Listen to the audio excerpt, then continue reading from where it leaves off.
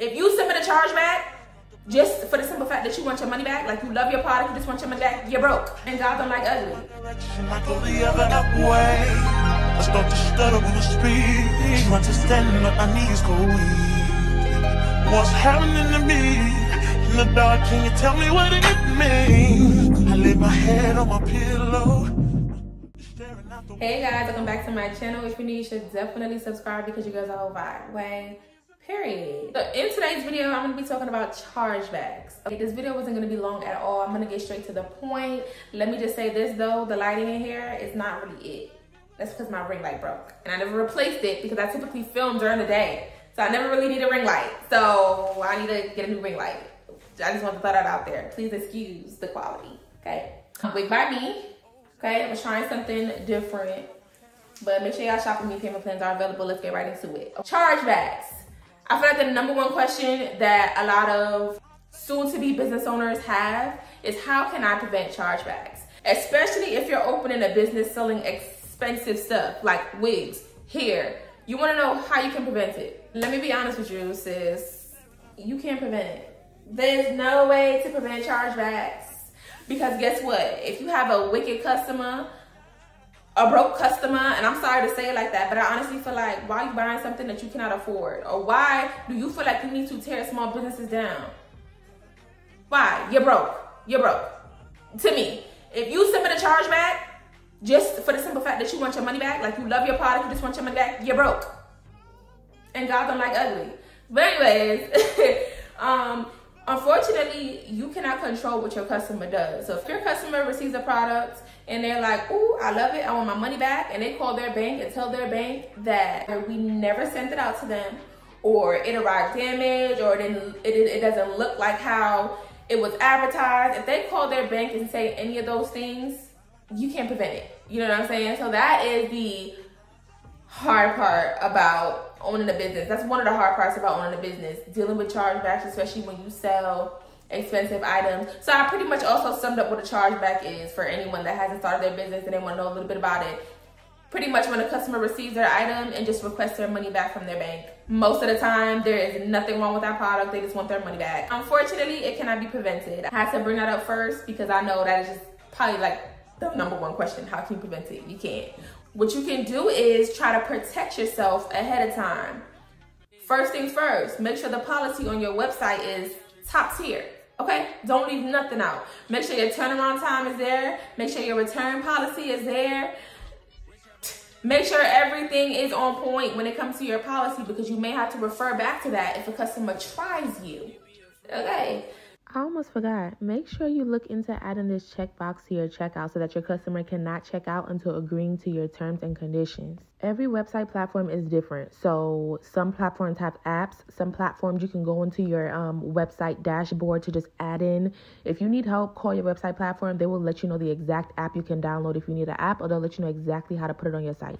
So that is that. Because a lot of times, for example, for like me, I sell custom wigs. My turnaround time is 7 to 15 business days unless I tell a customer otherwise, which means unless I have a wig on hand ready to ship, it's 7 to 15 business days. A lot of times customers will order, 5 days will go by. It won't even be 5 business days because business days do not count the weekend. A lot of customers don't know that as well. 5 days will go by, they feel like they're being scammed. They want to call their bank, they want to do this, that.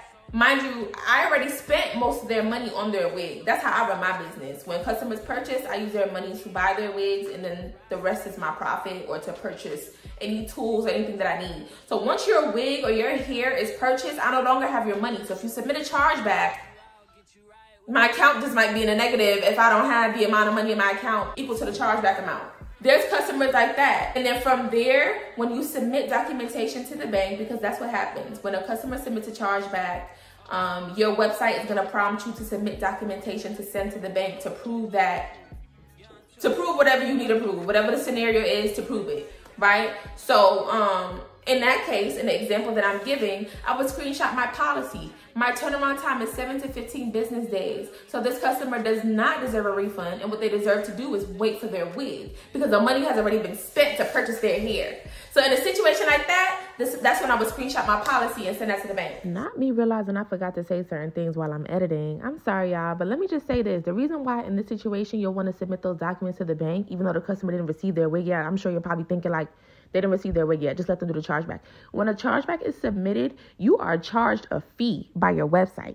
So that's more money coming out of your account. So no, in a situation like this, you still need to submit your policy to the bank so that the bank can withdraw that chargeback, say that the customer is not eligible, hopefully.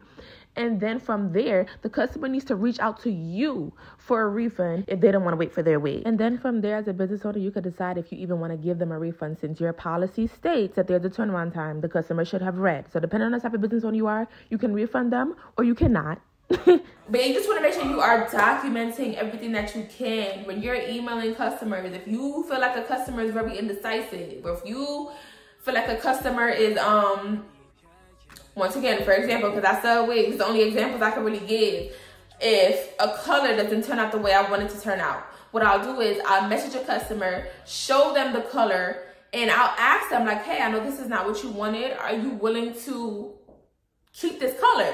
And then sometimes if they're willing, I'll compensate them. Like I'll return $50, $60, just because it's not the color that they really wanted. Once that customer agrees to take in the color, screenshot in the conversation, and I'm putting it in my camera roll. I have a whole folder in my camera roll titled customer receipts of me screenshotting customers, and it has come in handy plenty of times, okay? So in a situation like that, I would screenshot the conversation, put it in that folder in my phone. You can also print it out, and if you have like a folder or whatever, you can put the customer's name on it, just so if you ever need it, you can go back in that folder, whatever you feel like you want to do.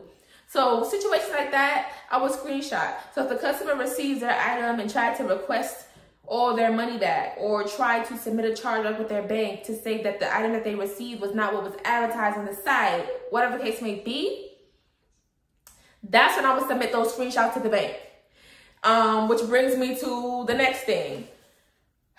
Sometimes you can have all the documentation needed and the bank will still side with their customer.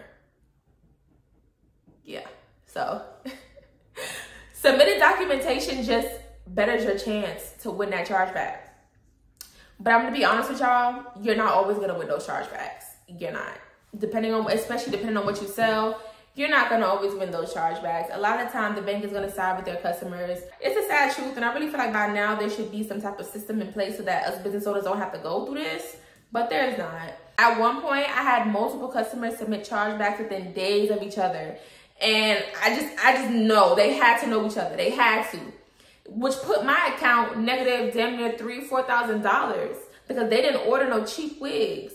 And the bank sided with them. And I even tried to file a police report. You can do that depending on the amount of the products. You can file a police report. The police report didn't stick. They weren't able to actually file it because in some states you have to steal a certain amount of money before you can be, before you can press charges.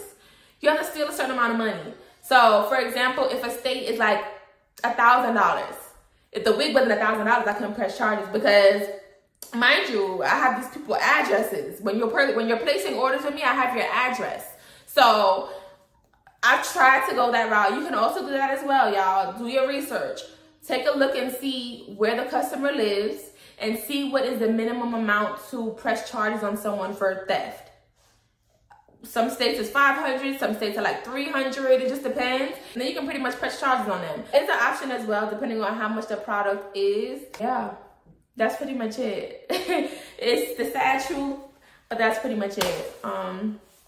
So yeah, I'm not even gonna talk y'all ear off too much. I feel like that's all y'all really needed to know. As always, let me know what other videos you guys want to see, because I want to get back into the small business series, give y'all tips and stuff quickly. So definitely let me know if you guys are interested. Don't forget to like, comment, and subscribe, and I'll see you in the next one.